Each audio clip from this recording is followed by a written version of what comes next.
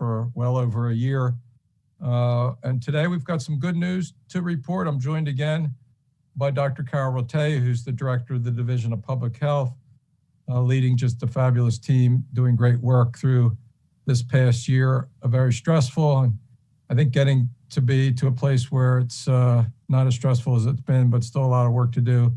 AJ Shaw, who's our director of the Delaware Emergency Management Agency, and his team on the first responder law enforcement side, but also the point person for our testing program. All our partners there are still going at pretty strong rates, and vaccinations, which is where our major focus is today. You'll hear each of them from the public health side and from AJ, mostly from the vaccination side. We're in a kind of a transition period as we move to start to vaccinate the younger folks that have just been approved for one of the vaccines, emergency use. That's a very positive thing. We also have Pam, who's our sign language expert for the deaf and hard of hearing. We appreciate her presence weekly as well. So let's go right to the data. You'll see on the data dashboard that things are looking better. We're under 200 new cases on a 7-day moving average. So that's the average there of the last 7 days. We're under 200 at 163 and on the downward slope at a very nice pace, which is a good thing. We're under 5% now, 4% positive of the tests that are done. And that's been our goal for some time. We did dip under 4% just a couple days ago, and maybe had a day that slipped in there with fewer tests and therefore a higher percent positive. So we're right around 4%, which is good. And then, most importantly, a measure of the severity of those who are positive with COVID-19. Our hospitalization dipped below 100 over the weekend to 95, and then now is up just a little bit over at 101. We did have our call with the hospital administrators yesterday. They all reported low numbers in each of their facilities, as well as not as serious acuity as they've seen in the past. So both of those things are really, really good things. You'll see in a moment the trend over the last year. Still added a few lives to those fatalities, sadly, each one precious to all of us. So here's the chart of the current hospitalizations. You can see the peak back in April and early May of last year after the initial surge of COVID-19 in our state, starting with the first case on March the 11th. And then as we moved into late May and started reopening a little bit from the shutdowns that occurred to get our handles on that increase, the decline moving into June in the summer months, which we know with all the outdoor activity is much safer. We hit a low of hospitalizations somewhere around 30, which is obviously where we'd like to be today. And then we saw another run up really after Halloween, Thanksgiving, the December holidays, into a peak there in early January, and then declined down to where we are today. Went down as far as 95, up a little bit to 101. So it's been a little bit of a roller coaster ride with the biggest hill there in late December, January, around the December holidays, and then a little bit of an increase as we moved into April. And now with summer months coming up, we feel very comfortable better where we are. So our major focus is on getting people vaccinated in our state. Obviously, we're making progress. The total number of vaccines, we're closing in on 1 million, with 816,000 vaccines administered in the state of Delaware, some through our Division of Public Health and its partners, some through the federal program directly to pharmacies, mostly for assisted living, and as well as more recently for additional, to try to help us meet additional equity goals. So we've got 336,000 Delawareans that are fully vaccinated. So that means 2 doses of the Pfizer or Moderna vaccine and 1 dose of Johnson & Johnson. We had a little pause with Johnson & Johnson. That's back online, and there's strong demand, to continuing demand for Johnson & Johnson with only 1 dose, and it's easier, obviously, for us. So those numbers, they're going to change because we do, one of the points, one of the news points today is the approval of the Pfizer vaccine for the younger cohort. Dr. Rattay will talk about that. So that'll open up the denominator of eligible people to be vaccinated. So depending on what you use as that denominator, we're 35 to 43 or 4% fully vaccinated. And as you can see, there 55% of Delawareans have had at least 1 dose. So not fully vaccinated, but at least 1 dose of the 2-dose Pfizer or Moderna vaccines. And 88% of Delawareans over 65. Importantly, those are senior citizens most at risk, which have received at least 1 dose, and almost 80% of those are fully vaccinated. Again, really good things. We do have some work to do on the age groups, say from 18 to 45, 50. Still haven't penetrated those demographics as well. Haven't been as open as long as for the 65 and older, and other reasons that folks that are those ages haven't been vaccinated. We need to work on that. If you look at the next slide, you can see the kind of the breakdown. Again, Sussex County really leads the way with over 60%, just at 60% of the Sussex County residents 16 and over with at least 1 dose. That universe 16 and over is about 770,000, moving in on 800,000 people. That will expand now as we add in the cohort that's just been approved for emergency use vaccination. Newcastle County's second at 56%, and Kent County third at 47%. We really need to go to work and find out the hesitancy there among Kent Countyans for getting vaccinated, and we will continue to do that. That's a major focus right now. So it's getting vaccinated, as you can see in the next slide, is easier than ever.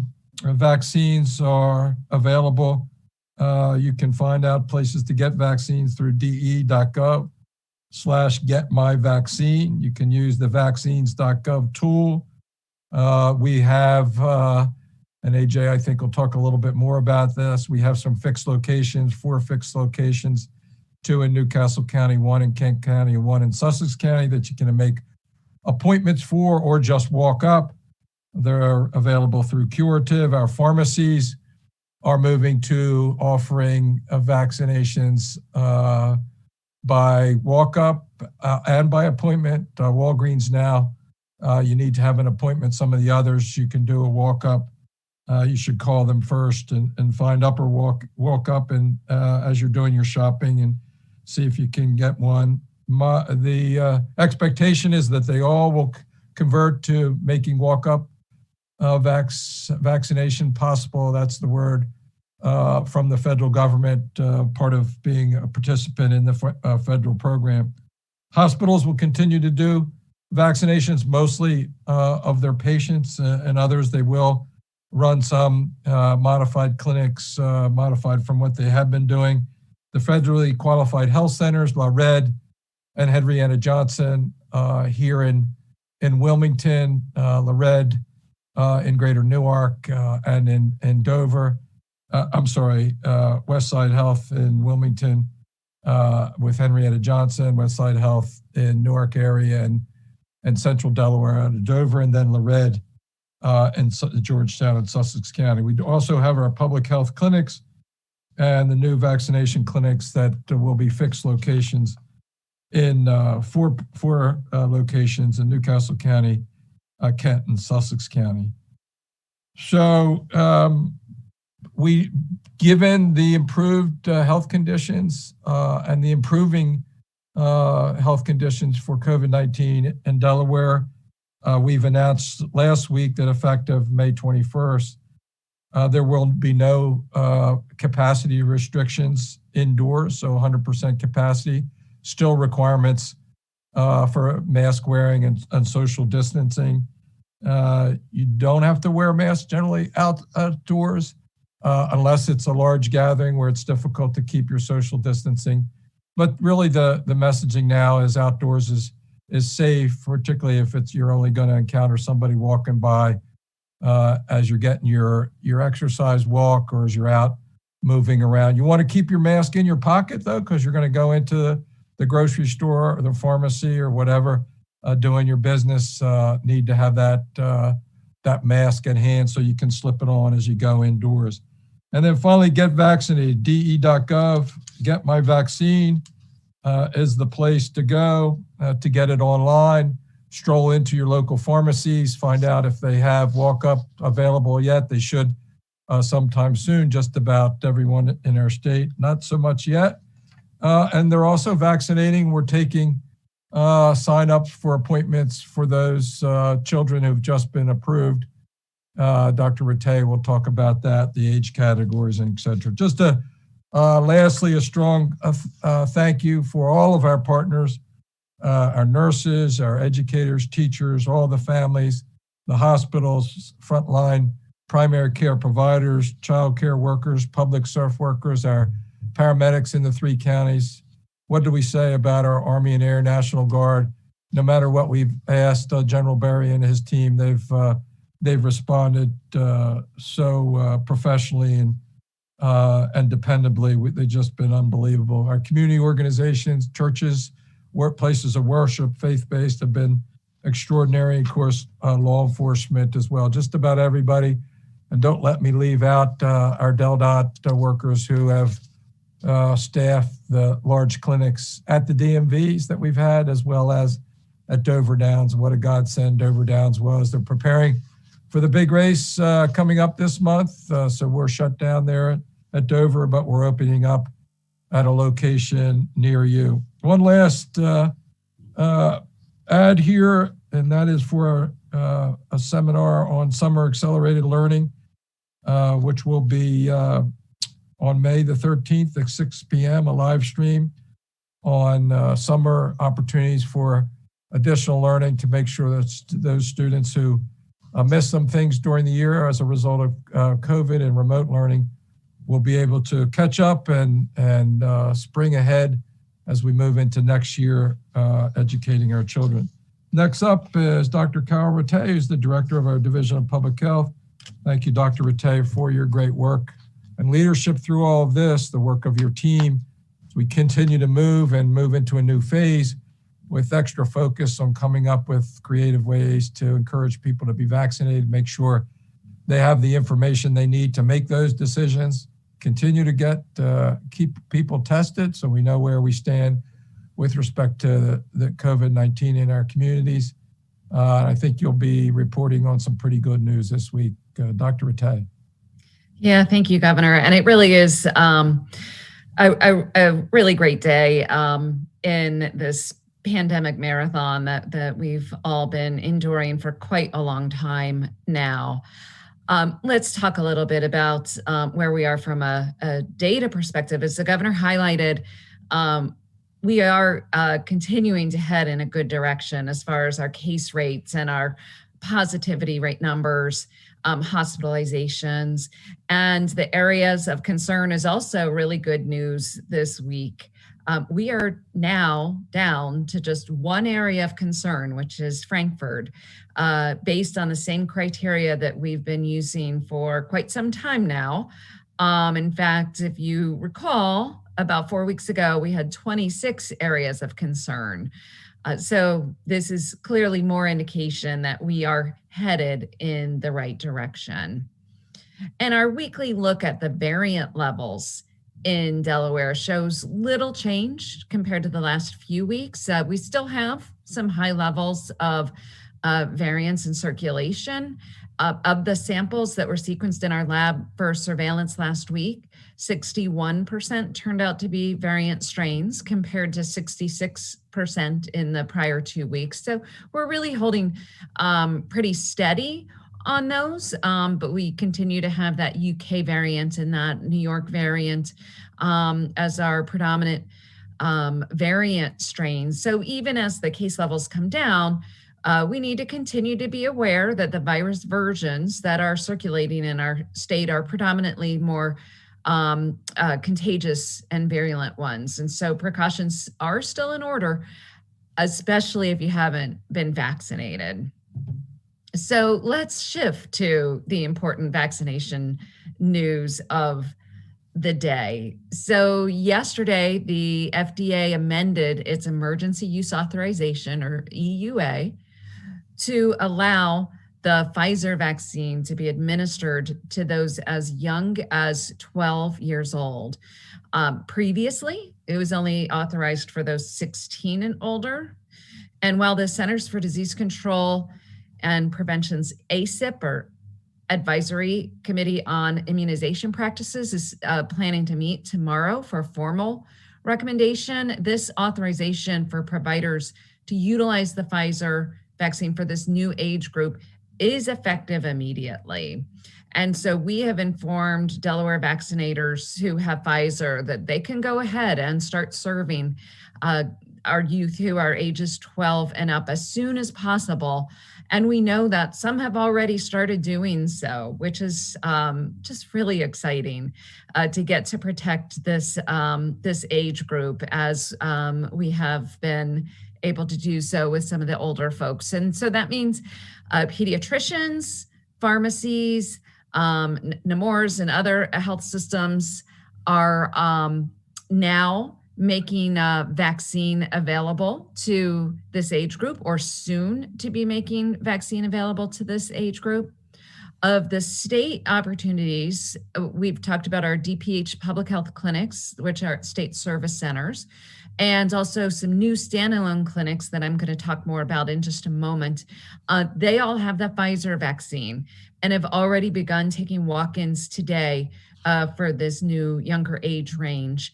But also, in addition to walk-ins, you can make appointments as well. The curative clinics also have Pfizer, and they're changing over their appointment system today to be able to accept appointments for those between the ages of 12 up to 16. But they have reported that they are ready to begin vaccinating these younger teens as well. So lots of new options expanding. We have some school events that partners have already begun working with schools to make vaccine available on site. And so at many of these events, you'll see that age group expand to this younger 12 to 15 age group. One thing I want to make sure that I point out, just so there's no confusion, that for anyone under the age of 18, and now specifically 12 to 17, Pfizer is the only vaccine that is available for this adolescent age group. Moderna and Johnson & Johnson are available for 18 and older, but not this pediatric population.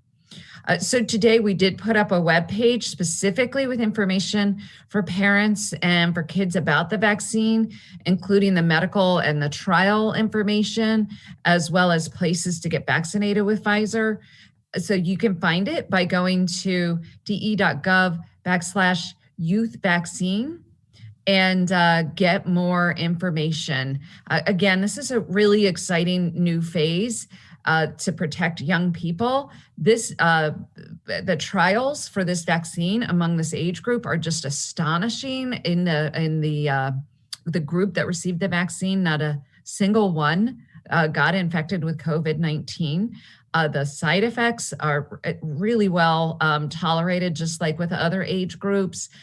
So, this is another really important step for us getting back to kind of our normal behaviors, like a normal school schedule in the fall as more students are vaccinated.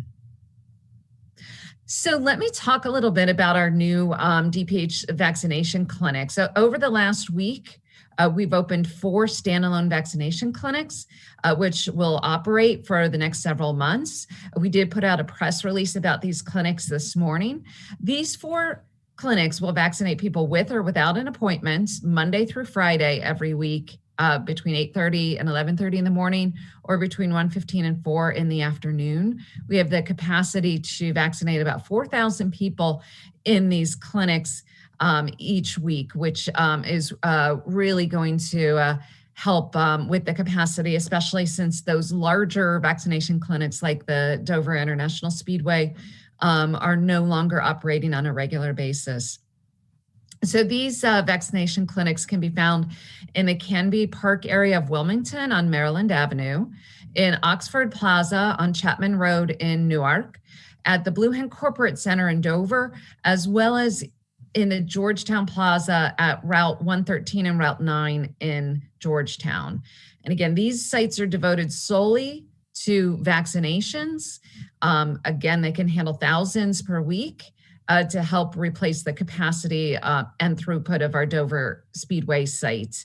And also are more accessible to people throughout the state. So please take advantage of these new vaccine clinics. Share the word about their existence.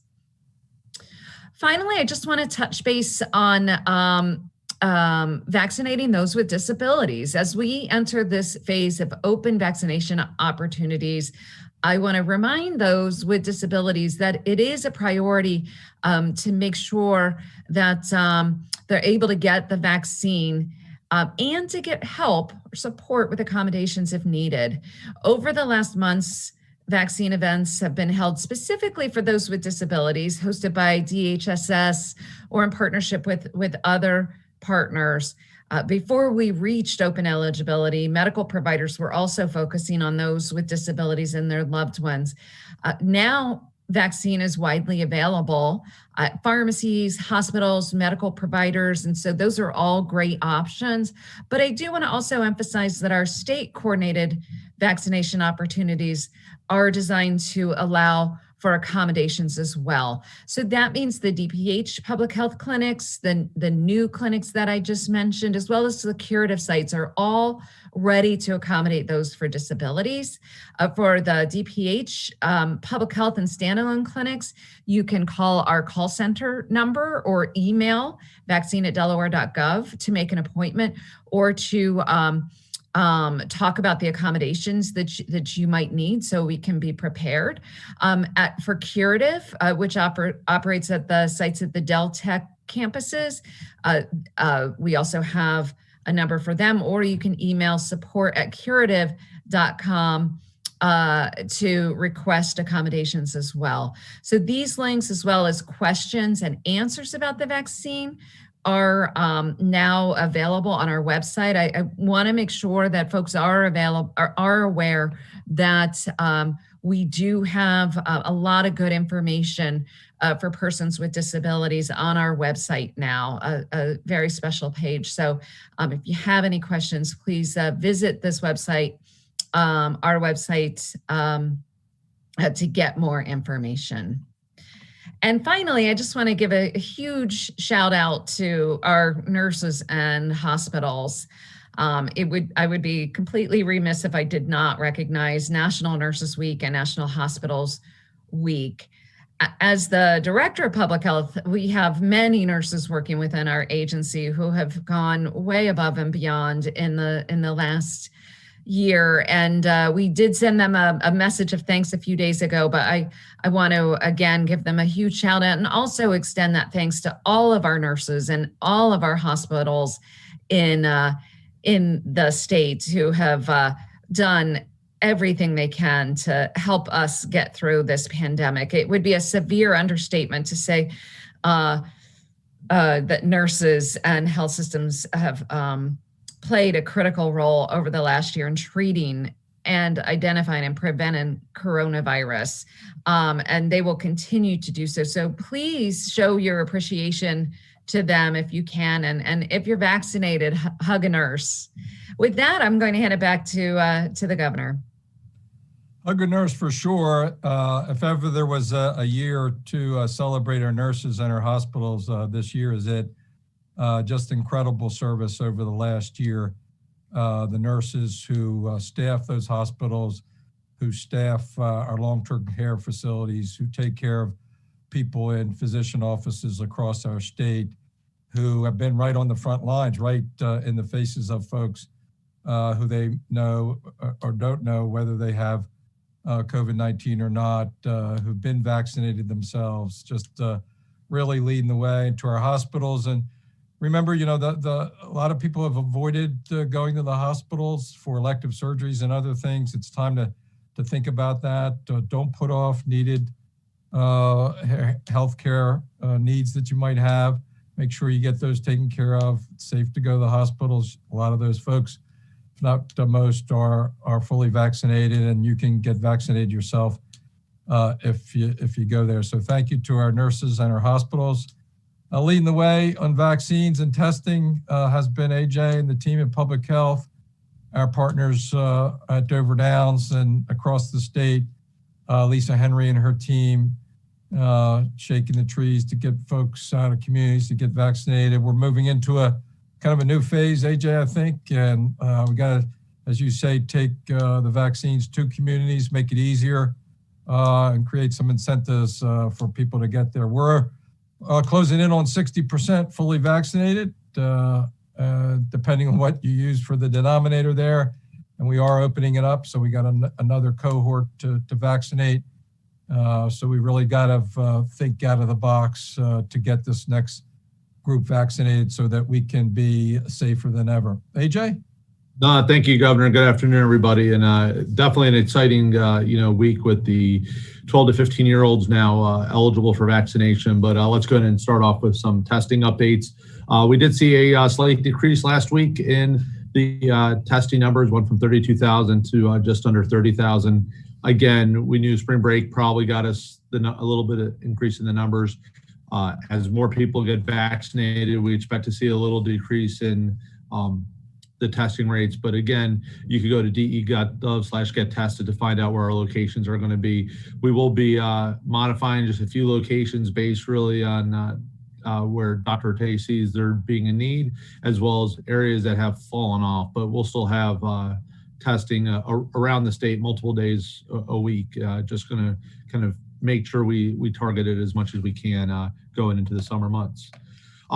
So the governor and Dr. Tay talked about a little bit about our next steps and what we're doing to vaccinate people now. And I think every time we overcome, an obstacle, back in January and February, it was okay, how do we start some mass vaccination clinics? How do we get these second doses in people's arms, as well as, we were just going very quickly to get people vaccinated as quickly as possible. We take a breath and we think maybe the hard part's behind us, but it's not. So now I think we know we want to get to that 70% number. We want to get above that number. I believe Dr. Tay said almost 80, she wants 80% of eligible Delawareans to be vaccinated. So now we're shifting our model. Instead of doing 5,000 people in a day, now we're going to be doing events where maybe it's 150, 250, 500 people a day, and we're going to go to areas around the state. So some examples, we'll be at the Alfresco Dining Night Out on Main Street tomorrow with Curative doing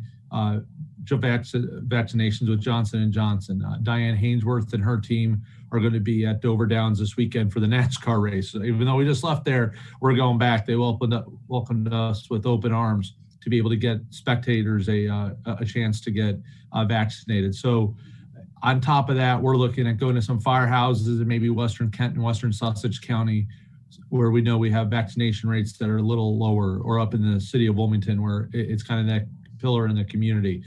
But all this, it takes a lot of logistics, it takes a lot of planning, and kudos to the logistic teams, and it's really the team here at DEMA, the team at Public Health, and also the Guard that do a lot of these movements for us. There's a lot of work that goes on with the vaccination planning team to make sure we allocate strategically and effectively to get the vaccine to those locations. Also made sure we shifted around and made sure we use it in the in the best time frame and maximize every drop that we have. So again, the team at Public Health and the vaccination group and logistics group and GARD and here at DEMA are really what make these events work, because it's not just showing up and setting up a table. There's a lot of pre-work that goes in setting this up with the providers as well. But to close, if you have a community event that you would like to host a vaccination at, we do have an email address right here that we have at the bottom of the page, which is vaccineevents@delaware.gov. Drop an email to that. We'll have the planners I was talking about, see what we're able to do. It's not all the state, not all curative. We'll work with pharmacies as well to have them do some community events. We can't be everywhere, but we're going to try and get as many places as we can. We have some great weather coming up May and June to get out there and really interact with the public, face to face to help them get vaccinated. So last thing about the really COVID is, in emergency management, public safety, we always talk about, let's be better tomorrow than we were today. Last year, we did had a group that came together and said, hey, we want to make sure we identify what we did well, what we could improve on for any event going forward. This is a once in a lifetime opportunity and challenge that was dealt with us. I think people heard me say it before, probably the most trying time for our country since World War II. And we have started with Haggerty Consulting to really do a complete after action report of what's been done. So this is going to be something we're going to be working on over about the next year, interviewing the state partners and our community partners to identify what we did well, what we could have done better, what plans may need to be updated, because I know Dr. Tay and her team, they had a pandemic playbook. We had one. We listened to our guidance from our federal partners, but you heard us say it a lot of the times, we were in uncharted water. So what can we do to, leave this better for the next time it happens? Hopefully it doesn't, but we want to make sure it happens. So you'll get updates on that. But again, it's a long process with interviews, but just want everybody to know that, even though we're not done with this, we're looking to make sure that we improve any way we can. And so we're kind of excited to get this started. Haggerty is a great company that's nationally known for some of these reviews they've done. So exciting with that. So then lastly, got to shift over to what this week is. It's Hurricane Preparedness Week. We know hurricane season starts in a few weeks. Luckily, as we know, Delaware is kind of the second half of the hurricane season towards late summer. That's when the Mid-Atlantic heats up, no pun intended. But, we learned a lot last year with Isaias. So we had a tropical storm come in early on a Tuesday morning, 30-mile tornado, multiple tornadoes, followed by then a major rain event towards the end of that week. And a few things that we learned is people need to have their disaster kits ready, and just a few things: food and water for a few days if you lose power, medications. I mean, how important is that? We saw it last year when people weren't leaving the house as much, or had some problems getting stuff. Make sure you're filling those prescriptions as quickly as possible. Making sure you have a contact list with people. Keep staying in communication with them. And then one thing that we're really going to talk about a lot this year as we do outreach with groups is doing an insurance checkup. If you own a house, if you have renter's insurance, understand what's covered, what's not covered. Make changes if you're able to. But just knowing what that is, what the actions are that you could take to reduce your risk is huge and helps, you in that road to recovery. So, you can check out our Facebook page or website for more information, or de.delaware.dema, and there are more tips there, or weather.gov/hurricane for this week. So, Governor, that's it. Back to you. Just when I thought it was safe to go outside, we've got Hurricane Watch on the way. We fought COVID-19 for the last year. My guess is that we weren't thinking much about hurricanes this time last year, but it's important to do. AJ, you'll have your team ready to go. First responders, thank God for all of you. And obviously we count on everybody across the state to be prepared. We've had them. In my lifetime, we've had several, some worse than others. We've had the hurricane of the century back in 1962, I think it was, and several since then. So we need to be ready, and folks, I'm sure we'll get there. Last thing, we're all focused on COVID-19 vaccines right now. We've expanded it to the 12 to 15-year-olds with emergency use authorization coming just yesterday for that age group. And I know already we're seeing people sign up. So get on the website, sign up for an appointment. There will be vaccines available for walk-up at the pharmacies. Probably not this week for some of the pharmacies like Walgreens, but they'll be required to in the weeks ahead by the federal government, and we will make walk-ups available at our clinics, 4 clinics that AJ talked about, 2 up here in Newcastle County outside the city of Wilmington on the outskirts there, Canby Park in Newark and Dover and down in Sussex County. Let's get those vaccine numbers up, particularly in Kent County where we're lagging behind. Let's all try to catch up with Sussex County and get up to 70% as soon as we can. We're going to be doing our best to get the word out, to take vaccines to folks, to communities. We're going to have incentives to do so, trying to get that younger cohort of adults from 18 to 35, 40-year-olds that haven't been vaccinated, like our seniors have at 88% and almost 80% fully vaccinated. So we still got a lot of work to do. We have press here, I know. We thank them for coming again, and we open it up for any questions that you might have. All right, first we'll go to Amy Cherry with WDEL.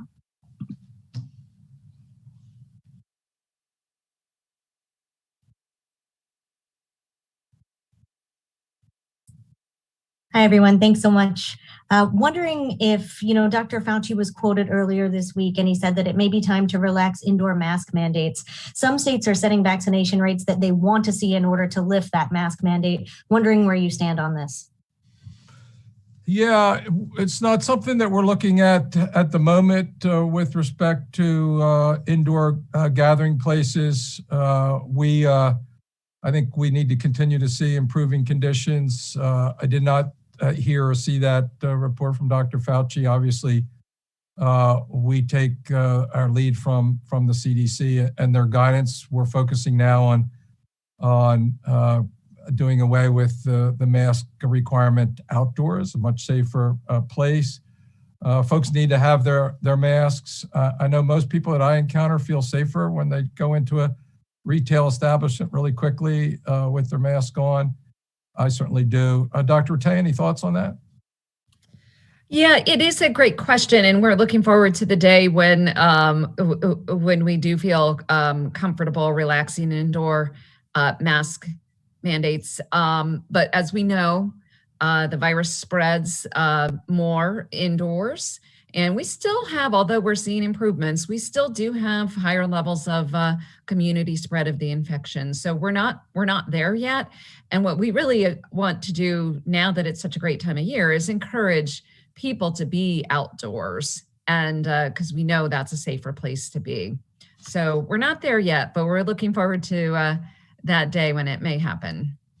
If you think about it, over the last year, it's the one thing that's probably been the most important protection, right? Because we know that's the way the virus spreads, through respiratory particles indoors, where those particles can be contained and breathed by other folks. And so, and it's also not a great burden.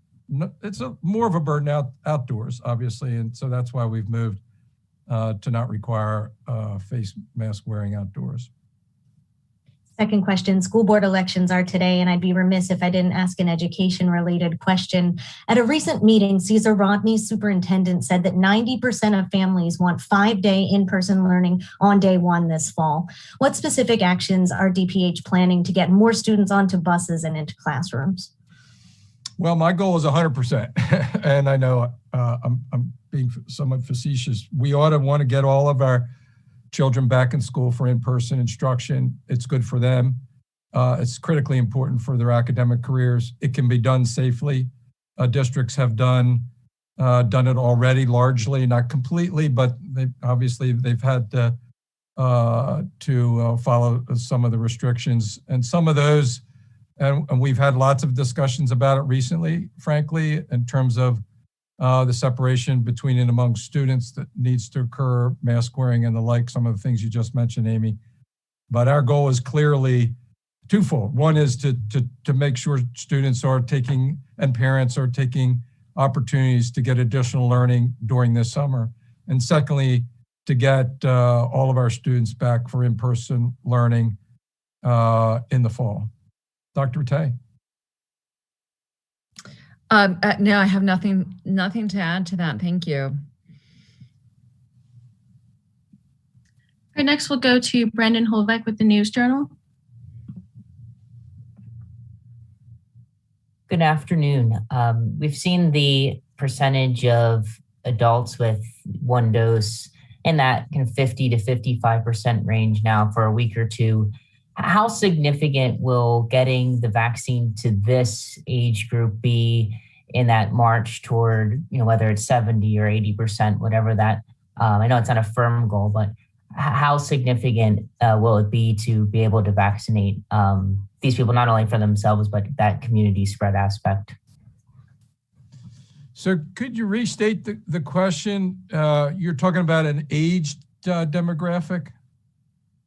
Yeah, so today with 12 to 15-year-olds, how important will it be to, now that you can give them the vaccine, how does that play into that race, if you will, from where we are now, around 55% to, whether it's 70 or 80%, but the demographic is the 12 to 15. Yeah, so Brandon, thanks for clarifying. It certainly moves the goalpost, right? Because we have a whole new cohort of folks. Before, we were looking at a denominator of around 770,000, right? Our total state population is 974,000 or thereabouts, right? So you're going to go from 770,000 to something more than that when you add the 12 to 15-year-olds in. So we need to really focus on that subgroup, and we think that there'll be some enthusiasm around that. But we also got to work on the other subgroups, the ones I talked about a few minutes ago, kind of the 18 to 45, 50-year-olds, which are not getting vaccinated at very high rates, particularly when you compare them to the elderly, 65 and older, up around 80%, fully vaccinated, 88% with at least one dose. Some of that's a function they've been eligible since, December, January. But there is a little bit more hesitancy with the younger folks because they don't feel as vulnerable. We need to help them understand that it's more than just their own vulnerability. It's the spread of the virus to others. If they become infected, not seriously ill, but they can infect somebody who's more vulnerable, and then continue to present that danger in our community so that we have to have these restrictions on life, which nobody likes, frankly. Dr. Rattay? Yeah, I don't have a lot to add, but I will say that both the young adult population and even in the adolescent population, we do see spread of this infection. And so the more and more we can get vaccinated in these age groups, the more and more infection is going to be suppressed. And so it is really important. I will echo what the governor said, that we really are focused on that young adult population. That right now it's not so much that they're resistant to vaccine. We may need to just make it easier for people so that it's convenient and it's right where they are in a moment when they are ready and able to get vaccinated. So, that's really our strategy going forward with that young adult population and with our adolescent population. We want to make it easier and as possible to move those numbers up as quickly as we can. So some private employers are offering incentives to get vaccinated. Last night I was watching the Flyers game. They were giving out 2 tickets to Flyers games next year for people who would get vaccinated.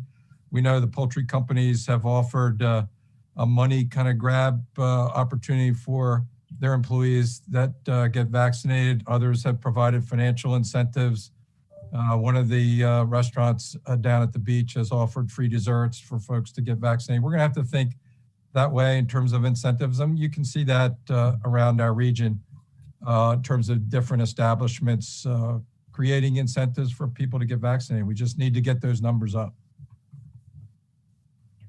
I've probably asked a version of this question many times, but With where we are in terms of how many people have been vaccinated so far and now being able to vaccinate even more people, do you think it's possible that we will ever see an upturn like we saw just a few weeks ago in terms of cases and hospitalizations? Or do you think this level that we're at now and that continues to drop, is something that we should expect to not exceed ever again, looking towards the cooler months in the fall and winter? Dr. Rattay? Yeah, so I'll say again, I don't have a crystal ball, and I really, really wish I could acquire one. But I will tell you that, what we're seeing with our case numbers right now, we truly believe we can attribute the decreases in our cases and hospitalizations and deaths for sure to the vaccine uptake that we have seen in our state. What we don't know for sure is what the variants might look like in the future. Will protection continue? We sure hope so. What we do know is that the vaccines that are available right now are very effective in the variants in the community, the variants that we see in the community. So the most important thing we can do as a state is really lean into these vaccines right now. And the more and more people we can get vaccinated, the higher we can get those numbers. Even if we see changes, mutations, new variants in the future, we're going to have, better protection against this virus. So, will we need a booster in the future? That's quite possible. But with the great vaccines we have right now, the more and more people that get vaccinated, the more likely it is that we're going to prevent another uptick. You might remember, Brandon, a couple weeks ago, we had a graph that showed the number of, as seniors got vaccinated, the number of new cases of 65 and older dropped and fatalities really completely flattened out. At the same time, the number of positive cases for people younger than that increased. And so it was really a very clear picture of the effect of vaccination. All right, next we'll go to Tim Mastro with Delaware State News. Hi, everyone. Good afternoon. Hi, Tim. So, Governor, like you pointed out, when all this new younger population gets added, we're changing the denominator and the percentage will go down. Is there a hope that this could just increase the overall numbers in terms of the older population as well? Is any education being provided to the parents? And then maybe that could convince the parents to get vaccinated as well? Or do you hope if children are getting vaccinated, they can convince their entire family because they want to either hang out with other people or go out as a family again? Has any research or studies been into if this is feasible to help? Yeah, I would say yes, yes, and yes. I mean, each of the things that you mentioned are things that we're thinking about. The idea of, we thought about that with respect to the Latino community in Sussex County, because there was evidence that some of the younger people were not getting vaccinated, or the older people weren't getting vaccinated because the younger members of the family weren't eligible. And so, as we expanded eligibility, the thought was we could pick up some of the older folks. And I think the same is true with respect to children and their parents. Parents most often think beyond themselves when they think about their children, and they think about that all the time. And so that'll be an opportunity for us to get messages out that tie the safety of their children themselves and their community into the fact that their children are now eligible to be vaccinated. And you have the venues of vaccination for children there at school, and some schools are thinking about that. Not sure that any have really taken that step yet, but those are the kinds of things that we need to think about as we incentivize and encourage this next couple cohorts of folks to get vaccinated. Any thoughts, Dr. Rattay? Yeah, definitely. So Education is a really important part of the success that we want to see with this vaccination campaign in our state. And there are myths out there, and there's some confusion. For example, there are people who think, if you've had COVID, you don't need to be vaccinated, as an example. So there's always going to be opportunities and a need for education and education from trusted sources. And so we're going to continue to do the best that we can to either ourselves or working with partners to educate members of the community. And now, of course, that does include a focus with parents and youth themselves.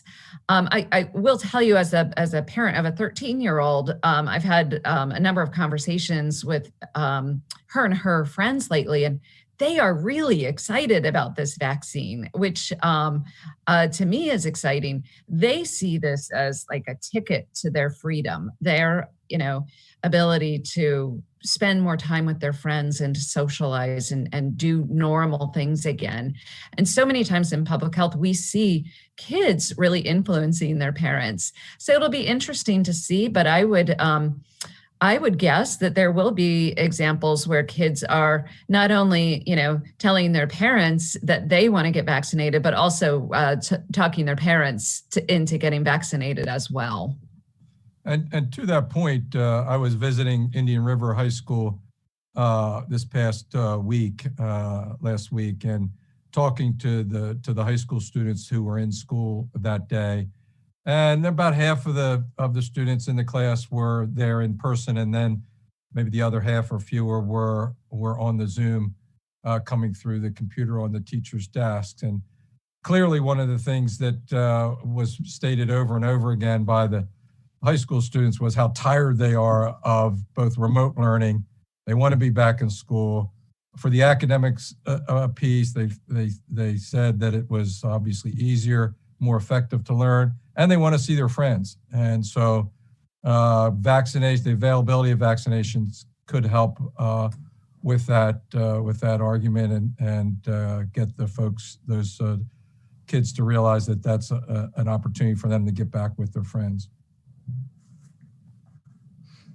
Yeah, great. Then second question, I know we always talk about mask wearing. I know, I just want to ask about what other precautions should we still be taking as things start to open back up? I know the CDC kind of changed their language for sanitizing. I know one of your orders, governors, kind of removed that language as well.